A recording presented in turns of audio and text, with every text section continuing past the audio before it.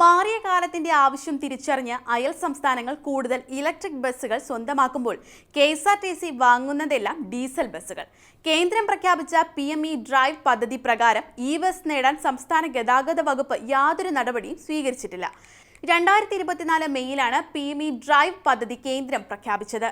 2026 March വരെയാണ് പദ്ധതി നടപ്പിലാക്കുക. ഈ പദ്ധതി പ്രകാരം കർണാടക 4500 ബസ്സുകളാണ് ആവശ്യപ്പെട്ടിരിക്കുന്നത്. കേരളം ഇങ്ങനെയൊരു പദ്ധതി നടപ്പിലാക്കുന്നത് അറിഞ്ഞ ഭാവം പോലും നടിച്ചിട്ടില്ല.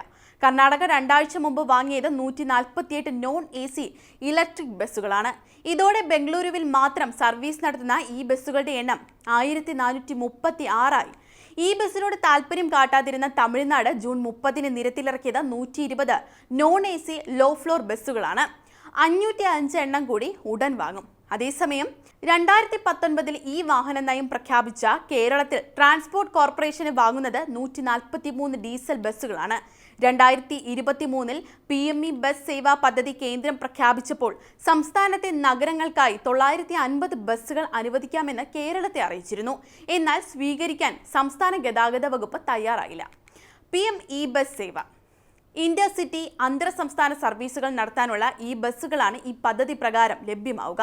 2 വർഷത്തിൽ ആകെ 14,028 ഈ ബസ്സുകൾ ലഭ്യമാക്കും. ഇതിനായി കേന്ദ്രം 4,391 കോടി രൂപ ചെലവാക്കും.